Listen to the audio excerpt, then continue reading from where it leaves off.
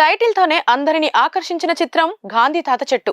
ప్రముఖ దర్శకుడు సుకుమార్ కుమార్తె సుకృతి వేణి ప్రధాన పాత్రలో నటించిన ఈ చిత్రానికి పద్మావతి మల్లాది దర్శకురాలు. సుకుమార్ భార్య తబితా సుకుమార్ సమర్పణలో రూపొందిన ఈ చిత్రం ఈ రోజు ప్రేక్షకుల ముందుకు వచ్చింది. ఈ వారం విడుదలలో ప్రేక్షకుల్ని ఎక్కువగా ఆకర్షించిన సినిమా కూడా ఇదే.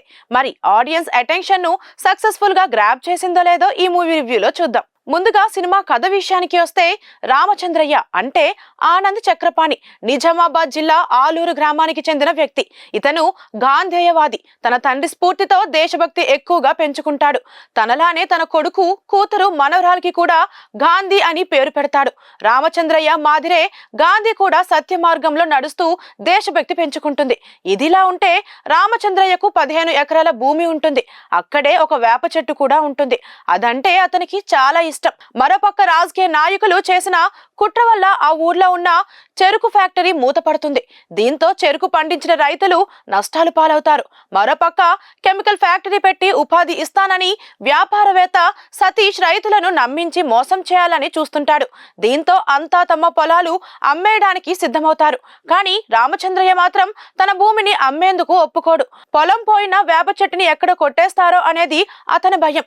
అందుకోసం తన కొడుకుతో గొడవ పడతాడు. ఈ క్రమంలో గాంధీ తన తాతకి అండగా నిలబడుతుంది. ఆ తర్వాత ఏం జరిగింది అనేది మిగిలిన కథ.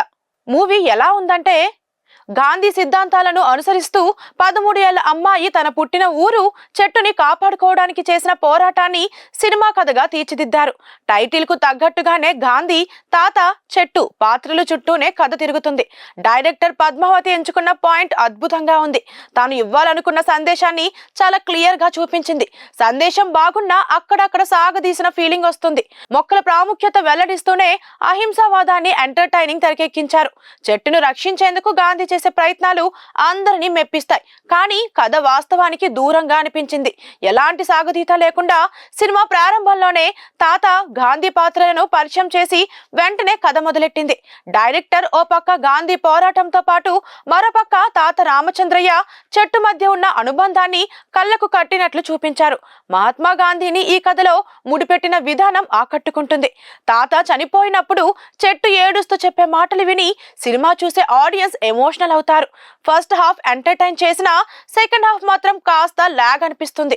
ఇక మూవీలో ప్లస్ పాయింట్స్ విషయానికి వస్తే, ఇక సుకుమార్ కూతురు సుకృతి తన మొదటి సినిమాతోనే తనదైన నటనతో ఆకట్టుకుంటుంది.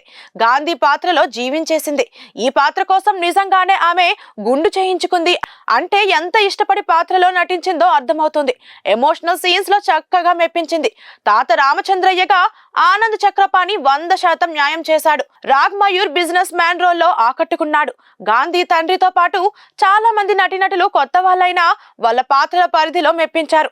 రామచంద్రయ్య రోల్, ఆ పాత్ర చెప్పే డైలాగ్స్ ప్రతి ఒక్కరికి కనెక్ట్ అవుతాయి. ఫస్ట్ హాఫ్ ఎంటర్టైన్ చేస్తుంది. సినిమా మొత్తంలో సందేశం అందరినీ ఆకట్టుకుంటుంది. ఇక మైనస్ పాయింట్స్ విషయానికి వస్తే, కథ వాస్తవానికి దూరంగా అనిపించింది. సినిమాకు అతిపెద్ద మైనస్ కథలో ఎలాంటి ట్విస్టులు, టర్నులు లేకుండా సాఫీగా సాగిపోవడం. Cinematography average. ఇక ఎడిటర్ సినిమాను మరి కాస్త ట్రిమ్ చేయాల్సిందని అభిప్రాయాలు వ్యక్తమవుతున్నాయి. సెకండ్ హాఫ్ లో కొన్ని సన్నివేశాలు ఇంకాస్త క్రిస్పీగా కట్ చేసి ఉండాల్సింది. ఇక ఫైనల్ గా గాంధీ తాత చెట్టు మంచి సినిమా. బోలెడన్ని ఇంటర్నేషనల్ ఫిల్మ్ ఫెస్టివల్ అవార్డ్స్ పొందింది. ఖచ్చితంగా ఇండస్ట్రీ నుండి కూడా మంచి అప్రిషియేషన్ వచ్చే అవకాశం ఉంది. కానీ బాక్స్ ఆఫీస్ వద్ద కలెక్షన్లు కురిపిస్తుందా అంటే ఖచ్చితంగా చెప్పలేం. అయితే గాంధీ తాత చెట్టు బాలల సినిమానా అంటే కానే కాదు.